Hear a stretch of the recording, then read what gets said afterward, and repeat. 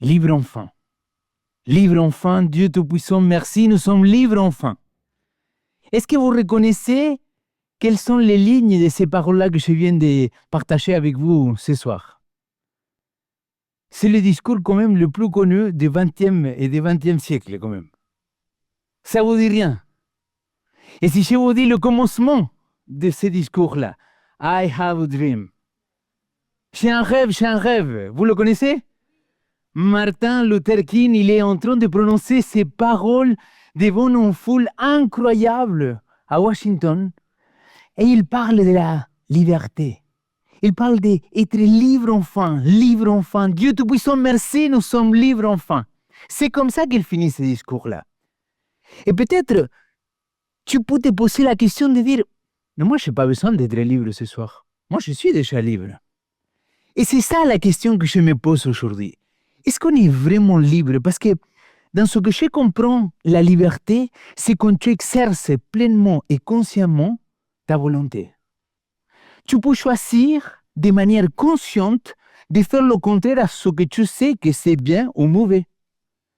Et ma question c'est, est-ce que parfois il y a des blessures dans notre vie qui nous empêchent quand même de vivre librement?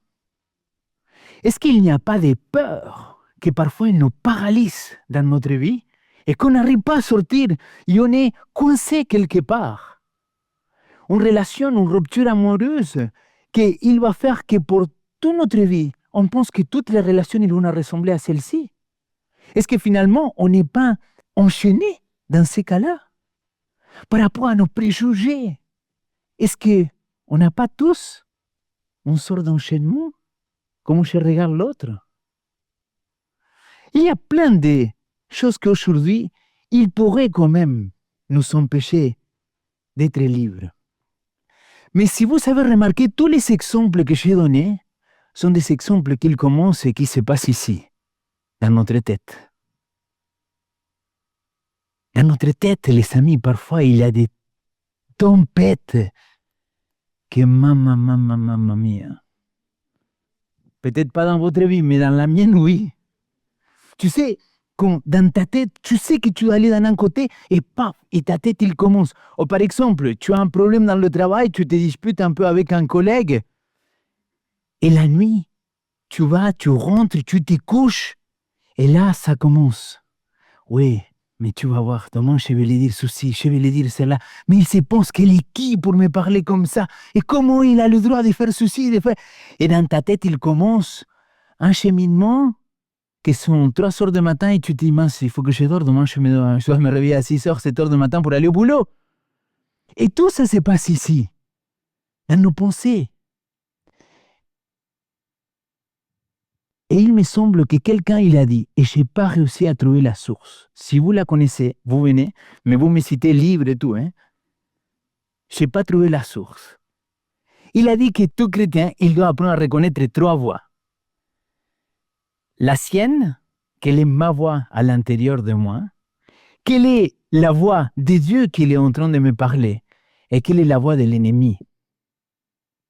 J'ai cherché partout, c'était qui a dit ça, mais je n'ai pas trouvé. J'ai pensé que c'était Martin Luther. Pourquoi? Parce qu'il a eu un conflit important. Regardez, je vais vous montrer un petit extrait. Je confesse tout cela. Laisse-moi, s'il te plaît, laisse-moi. Tu es trop dur avec toi-même, frère Martin. Discuter avec le diable n'a jamais été bon pour personne. Il a 5000 ans de pratique. Il connaît toutes nos faiblesses. Il avait des conflits dans sa tête énormes. Et cette scène-là, que je l'ai montrée déjà une fois, mais pour une autre prédication qui n'était rien à voir, en lui nous sommes sauvés, stop, nous sommes sauvés, là il dit quelque chose de très fort. Il est en train d'avoir un dialogue, on a raté la première partie, mais il est en train de dialoguer, de dire « laisse-moi tranquille, laisse-moi tranquille, laisse-moi tranquille ». Et là, à l'intérieur, il y a un véritable conflit. Et je pense que ces conflits-là, il peut avoir différents degrés. Parce que vous êtes d'accord avec moi que tous les disputes, tous les conflits qu'il peut y avoir dans notre vie ne sont pas tous les mêmes. On a différents niveaux. Et parfois, ces différents niveaux, dans notre tête, c'est exactement la même chose. Et aujourd'hui, je voudrais vous parler un petit peu de ces conflits à l'intérieur de nous. L'apôtre Paul, il va dire aux Galates cette phrase-là que je la trouve tellement power, tellement puissante. Il dit, le Christ nous a libérés pour que nous soyons vraiment quoi? Libres. Tenez bon, donc, et ne vous laissez pas de nouveau réduire en esclavage. Regardez les amis, Jésus-Christ, il te libère, il te donne la liberté. Tu es libre en Christ. Mais Paul, il dit, attention, parce que tu pourrais devenir à nouveau dans l'esclavage. Et si c'est le cas, je voudrais savoir comment et pourquoi. C'est-à-dire comment ça s'est fait que je pourrais devenir à nouveau esclave. Il y a un deuxième texte que je voudrais partager avec vous, qui parle de ces conflits-là. Au reste, fortifiez-vous dans le Seigneur et par sa force toute puissante. Revêtez-vous de toutes les armes de Dieu, afin de pouvoir tenir ferme contre les ruses, les manœuvres du diable. Rappelez-vous que le mot diable ne veut rien dire d'autre que esprit de mal. Le Satan, il veut dire l'adversaire. Des mots qui sont concrets. Il dit, s'il existe le bien, de l'autre côté, il existe le mal, et le mal, il essaye de te faire de mal. Pourquoi? Parce qu'il est le mal. Oui, parfois, on se casse la tête à expliquer des choses qui sont si simples que ça, hein? Je ne sais pas pourquoi, mais même un enfant, il comprend que quelqu'un qui est méchant, il va te faire de mal. Alors, on a fait pendant 7 samedis consécutifs la série Essentielle. Et juste avant de commencer cette série-là, j'avais prêché sur plusieurs sujets qui me tenaient à cœur. Qu'il parlait de comment vaincre la tentation, qu'il parlait que nous sommes en guerre et qu'on doit prendre conscience de cette bataille-là. Et dans cette prêche-là, je vous avais partagé ceci. Je vous avais dit que l'ennemi, il travaille de cette manière-là. Il y a des flèches. Il nous lance des armes. Et quelles sont les armes de l'ennemi? Il y a la tentation, et j'avais expliqué, il avait les mensonges, il avait les accusations, et il avait aussi tout ce qui était physique. Tous ces outils-là, dans la Bible, ils nous parlent que ce sont des choses qu'ils vont essayer de nous faire de mal. Mais on avait vu, et si vous voulez, vous pouvez le retrouver sur Internet, sur notre chaîne YouTube, bivo.cheneb, j'ai fait, voilà la publicité là, espace publicitaire. Mais on avait vu que le bouclier contre toutes ces armes de l'ennemi, c'est quoi? C'est la vérité, la justice, la paix, la foi, le salut et la parole. Et je m'avais arrêté sur la vérité. Mais aujourd'hui, je voudrais aller plus loin parce que suite à cette prédication-là, il y a plein de choses, des personnes qui m'ont posé une question, qui m'ont dit, mais Léo, mais attends, si on est chrétien, si on est avec Jésus, est-ce que nous, en tant que chrétiens, et ils m'ont posé cette question-là, est-ce qu'en tant que chrétiens, nous pouvons être possédés? Et là, c'était une question que je me dis, eh mince, comment je fais pour répondre ça un samedi soir à Vivo, avec des gens qui n'ont jamais écouté parler de Dieu, d'autres qui connaissent la Bible, d'autres qui sont un doctorat en Bible. Je ne sais pas si on a des docteurs en Bible aujourd'hui, mais on s'en fiche, ce n'est pas le but.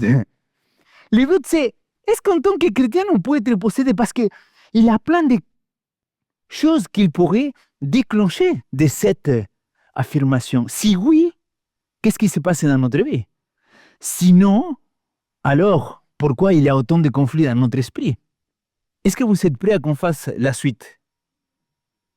Oh là là. Et les amis, je ne suis pas... Vous êtes prêts ou pas? Parce que là, vraiment, les amis, il va falloir être très attentif. Alors, j'ai lu un bouquin, il n'y a pas si longtemps que ça, quelques mois en arrière, qui s'appelle Le Libérateur. Je l'ai partagé déjà avec les anciens, je l'ai partagé avec mon autre équipe d'anciens, avec mon collègue Pasteur Nicolas. Je l'ai partagé avec des collègues, je l'ai partagé avec tout le monde. Pourquoi? Pas parce que je pense que j'ai découvert la vérité. Non, parce que la vérité, c'est Jésus-Christ. Mais le bouquin, il dit des choses que j'ai dit, il m'a copié, le gars. Il est parti m'écouter sur YouTube et il a écrit ce que j'ai dit, quoi. C'est des plagiat. Sauf que le gars, il a écrit il y a 30, 40, 50 ans en arrière, donc j'ai dit, mince, quoi. J'étais même pas né il y a 30 ans en arrière.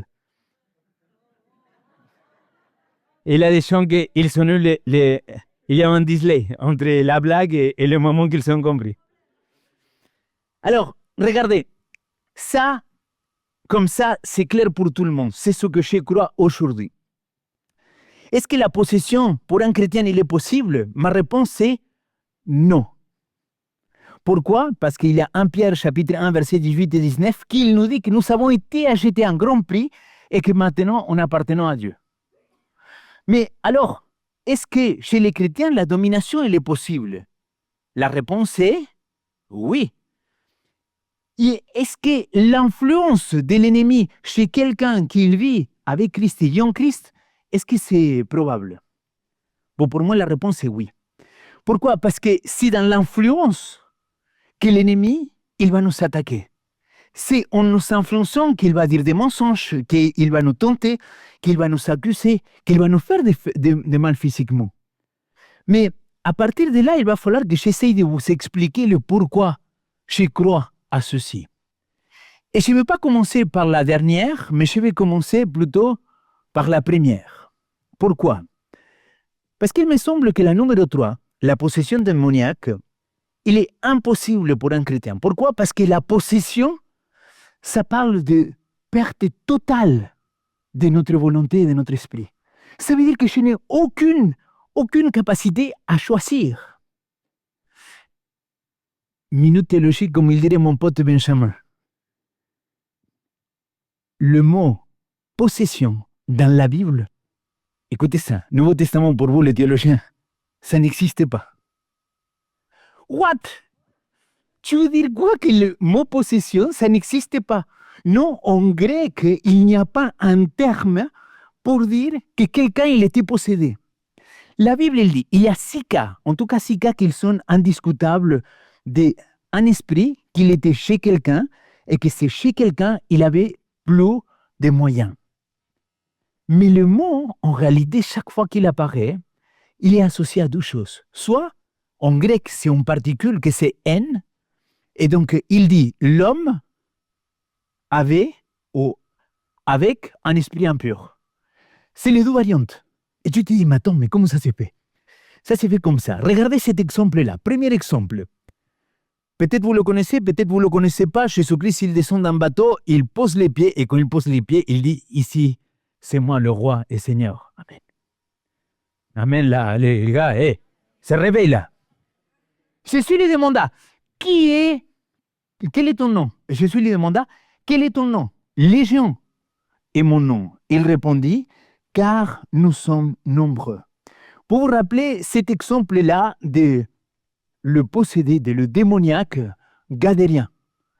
Cette possédé-là, les gars, il dit que chaque fois qu'il passait quelqu'un, il prenait une chaîne, il faisait « Ah, sors de là !»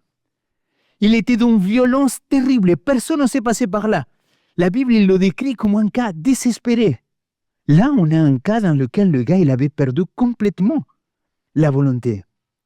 Mais si vous vous rappelez de ces cas-là, qu'il est en Marc, en Luc et en Matthieu, Matthieu, il dit qu'ils sont 2, c'est pas l'homme qui vient demander l'aide. Il n'y a pas une prière d'intercession pour cet homme-là. Relisez les 4 évangiles, les 3 évangiles qui parlent de cette histoire-là, et vous allez voir qu'à chaque fois, c'est l'esprit mauvais, et d'ailleurs, la Bible, la NBS, elle le traduit très bien en disant l'esprit impur, qu'il va et qu'il dit, qu'est-ce que tu as avec nous? Laisse-nous tranquilles. Il ne supporte pas la présence de Dieu.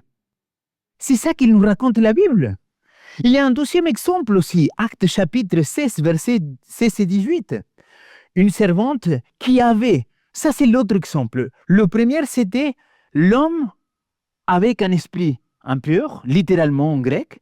Et là, c'est la 2e variante. Et la 2e variante, l'homme avait un esprit impur. Et qu'est-ce qui s'est passé? Une servante qui avait un esprit pythique ou de python selon d'autres traductions, et qui par cette divination procurait un gain important à ses maîtres, est venue devant nous. Paul excédé à la fin de retourner pour lui dire à l'esprit, s'est retourné pour lui dire à l'esprit, par le nom de Jésus-Christ, j'étais enjoint de sortir d'elle. Et il est sorti à ce moment. Et un truc que je ne peux pas expliquer, donc si vous me posez la question après, je ne pourrai pas vous répondre. J'ai parlé même avec un autre collègue pasteur pour savoir comment il répondait à cela. Il m'a dit, je ne sais pas, et moi non plus. Pourquoi cette femme-là, elle suit pendant plusieurs jours Paul, et Paul, il ne fait rien? Et c'est un moment précis qu'il est saoulé de l'entendre là. Elle lui dit, ok, maintenant j'ai compris qui tu es. Au nom de Jésus-Christ, tu sors de là. Et là, elle est délivrée. Mais on voit très clairement que cette femme-là, il y a quelque chose en elle, en utilisant cet esprit-là, elle va faire de sorte que les personnes elles puissent gagner de l'argent. Donc là, on voit des cas qui ne sont pas communs. Alors, pourquoi un chrétien peut-il être possédé? Pourquoi il ne peut pas être possédé? Premièrement, 1 Jean chapitre 4, verset 4, parce que c'est ça le plus important à retenir. Vous, mes enfants, vous êtes des dieux, et vous les avez vaincus, car celui qui est en vous est plus grand que celui qui est dans le monde. Si Christ habite en toi, il n'y a pas de place pour l'ennemi. L'ennemi, il ne peut pas vivre à l'intérieur de toi. Mais ça m'a changé ma conception aujourd'hui aussi des baptêmes. Nous attendons 40 ans qu'on connaisse tout, les croyances fondamentales, qu'on connaisse tout, la Bible. Pourquoi on attend autant pour croire que Jésus-Christ est notre sauveur et le déclarer et se faire baptiser? La croyance, il vient après. Mais là, quand je lis le texte, je vois que la personne qui croit en Christ et qu'il a accepté Jésus dans sa vie et que Jésus habite en lui, il n'a plus de place pour l'ennemi. Deuxième texte, 1 Corinthiens chapitre 16, verset 19. Ne le savez-vous pas? Votre cœur est le temple, le sanctuaire du Saint-Esprit. Et lui, il est en vous. Et vous, vous n'appartenez plus à vous-même. C'est pour ça qu'en Pierre, il dit, vous avez été rachetés maintenant, avec un prix inestimable.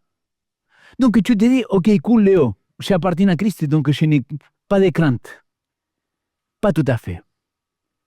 Parce que là, que pour moi, ils deviennent un peu susceptibles. Pourquoi? Voyons la deuxième partie. La deuxième partie, il parle de cette domination. D'accord? Ce terme domination, c'est une oppression intense, une emprise partielle de la personne.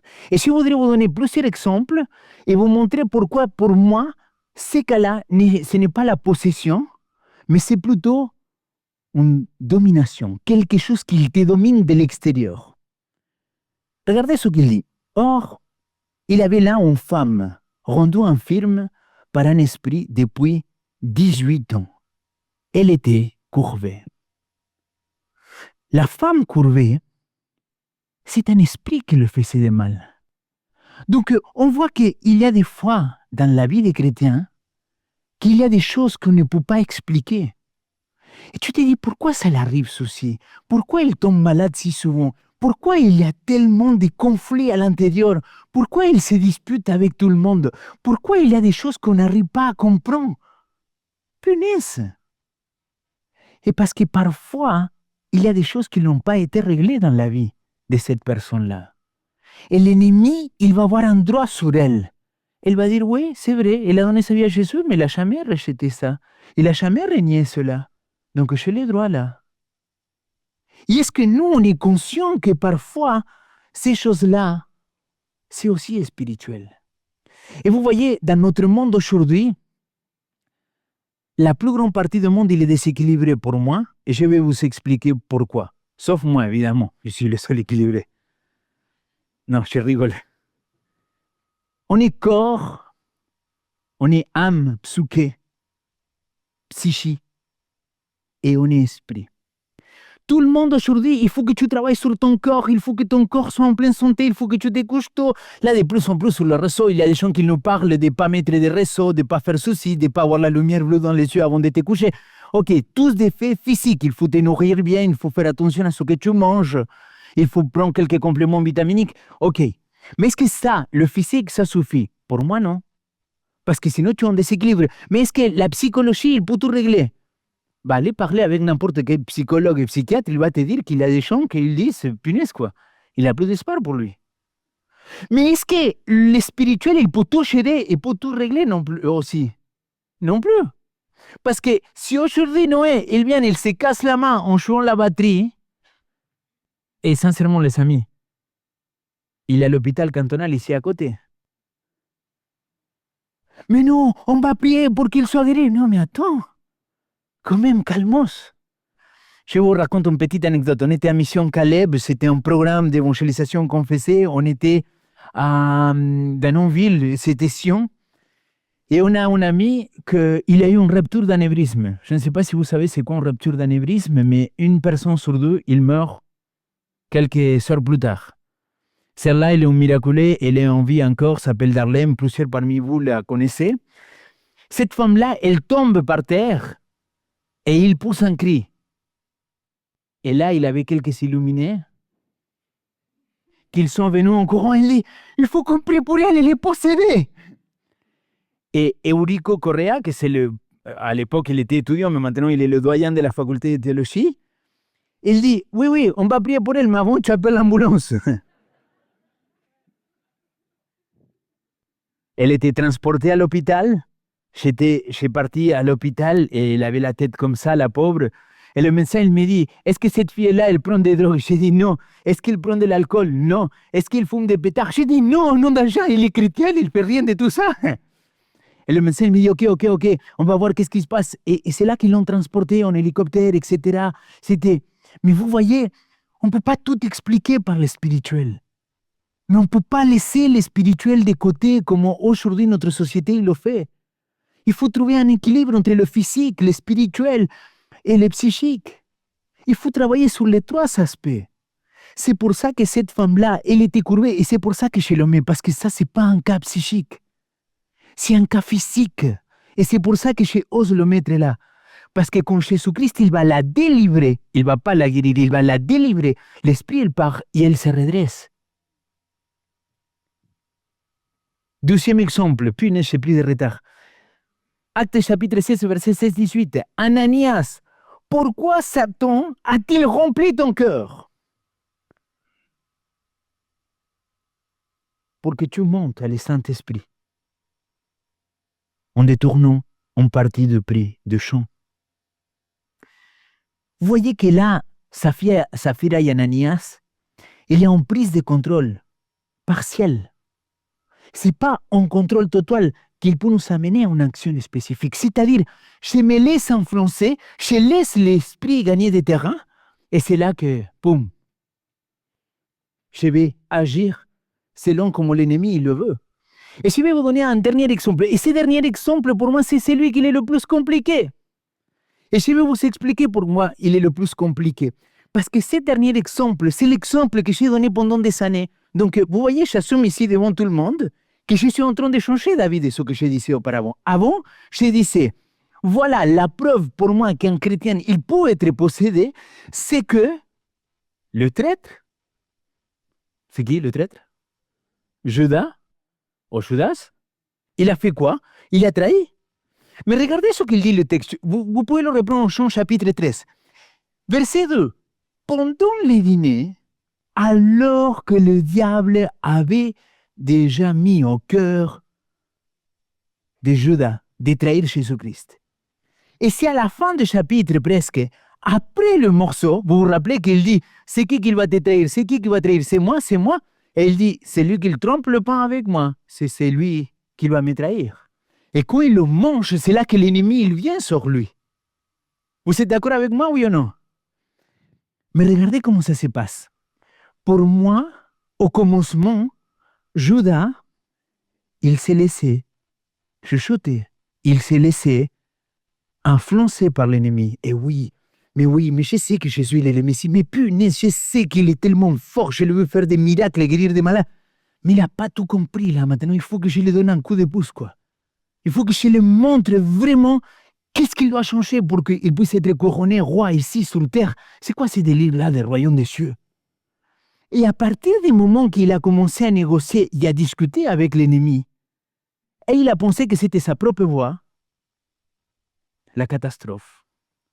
On passe de l'influence à la domination. Et l'ami, si toi tu penses que tu ne peux pas être Judas, attention mon ami. Parce que chacun de nous, on était amis de Christ et à un moment donné, on l'a trahi. Tout simplement parce qu'on a voulu faire notre propre vie sans lui. Alors, on répond à la question, un chrétien peut être sous la domination? La réponse est oui, dans une certaine mesure, car la domination est souvent l'étape suivante de l'influence. Ici, les chrétiens ne perdent pas le contrôle total, mais on vit sur une pression constante. Blocage spirituel, angoisse, confusion, lutte persistante. Maintenant, je ne veux pas que tu dises en sortant d'ici, ah, Léo, le pasteur, il a dit que oui, que si j'ai une crise d'angoisse, c'est une position de domination démoniaque. C'est pas ça que j'ai dit. Ce que je suis en train de dire, que nous sommes un être humain, que Dieu nous a créé corps, âme, esprit, corps, psyché et spiritualité, et que on doit envisager tous les domaines pour pouvoir gérer des choses dans notre vie. Alors, il nous reste un troisième et que pour moi, c'est la plus dangereuse. Et je vais vous expliquer pourquoi, pour moi, cette influence, il est encore plus dangereuse que la possession. Est-ce que l'influence démoniaque sur un chrétien, il est possible? Oui, il est surtout probable. C'est une attaque extérieure sur la pensée et sur les émotions. Regardez ce qu'il va dire 2 Corinthiens, Paul aux Corinthes, au chapitre 10, versets 4 et 5. Nous démolissons les raisonnements et toute hauteur qui s'élève contre la connaissance de Dieu. Et nous nous emparons de toute pensée pour l'amener captive à Christ, à l'obéissance de Christ. Les amis, l'ennemi attaque par des raisonnements, par des mensonges, nos pensées. L'ennemi, il n'est pas omniscient, il n'est pas omniprésent et il n'est pas omnipotent. Ça veut dire qu'il ne peut pas être partout, il ne peut pas tout, mais surtout, il ne peut pas rentrer dans ta tête. Le seul qui peut rentrer dans ta tête, c'est Dieu. Et si c'est Dieu le seul qui peut rentrer, il faut que je fasse attention à mes pensées, à ce que j'entends. C'est pour ça que aujourd'hui, j'ai commencé avec le film de Luther. Il faut que tu apprennes à distinguer quelle est ta voix.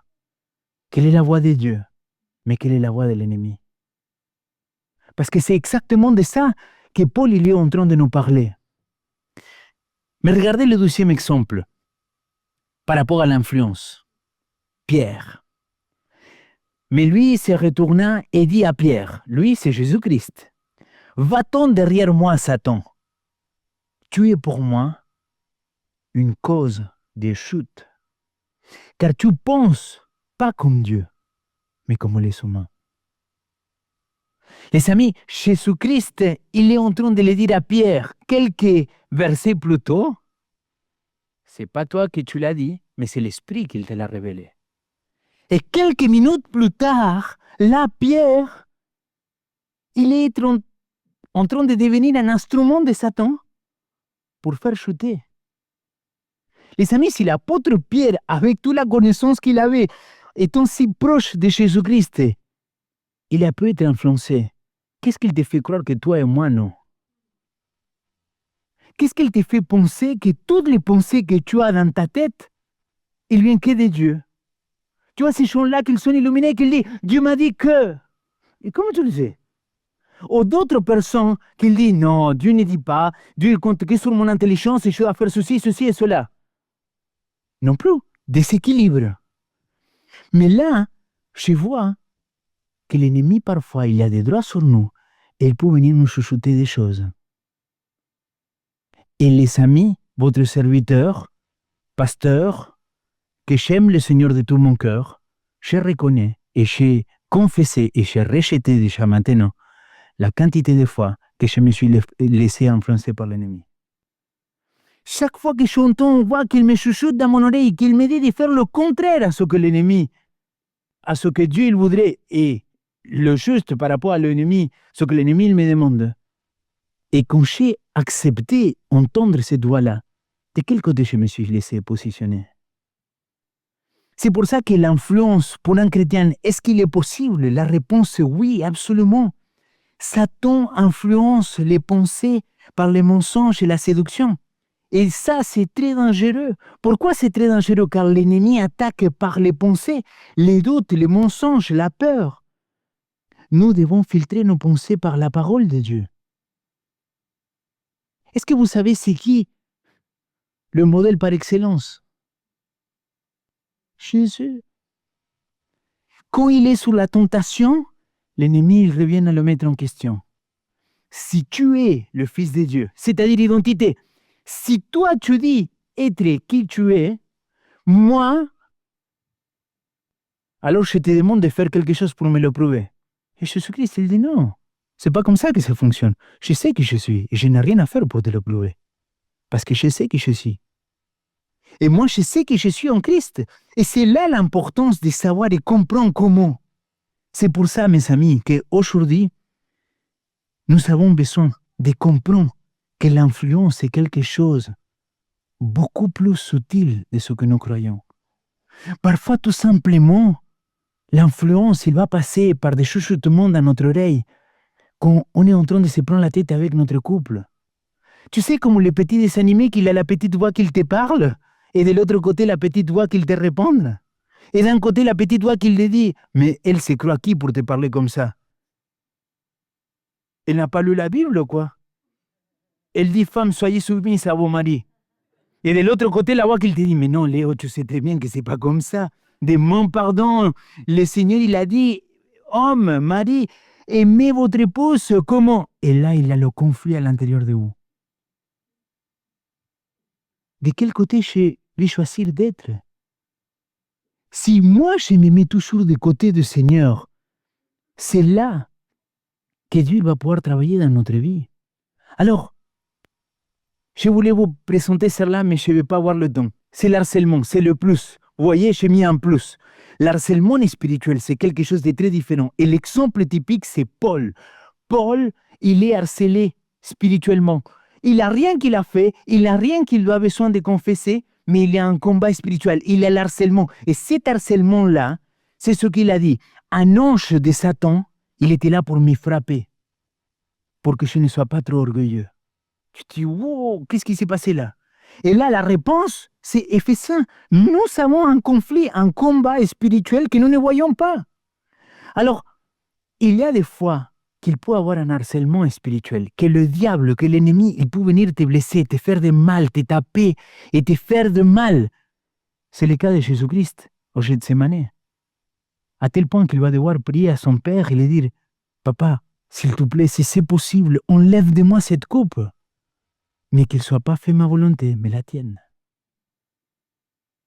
Paul, il va prier « Seigneur, s'il te plaît, enlève cette écharpe de moi. » Mais j'accepte, Seigneur, si tu ne veux pas l'enlever. Il y a un combat spirituel au-delà de la possession, de la domination et de l'influence. Après, il y a un autre élément qui c'est l'harcèlement. Et cet harcèlement, ce combat spirituel, nous devons être positionnés. Nous devons savoir contre qui nous devons faire face. Et là, je reviens à ce texte-là. Les amis, ça c'est un récapitulatif de ce que je viens de vous expliquer. C'est un tableau qui explique de manière simple comment ça fonctionne, l'influence, la domination, la possession et l'harcèlement. Mais je ne veux pas que tu pars d'ici en te disant, punaise quoi. Ça veut dire quoi alors? Ça veut dire qu'on est tous dans le caca? J'ai dit caca, hein? Je n'ai pas dit d'autres gros mots. Je ne me suis pas laissé influencer de manière négative. Ce qu'il nous délivre, les amis, c'est la parole. Ce qu'il nous délivre, c'est ce que Jean il a dit. Jésus-Christ, il va le dire. Vous connaîtrez la vérité, et la vérité vous rendra libre. Ce qu'il nous délivre, c'est « Moi, je suis le chemin, la vérité et la vie.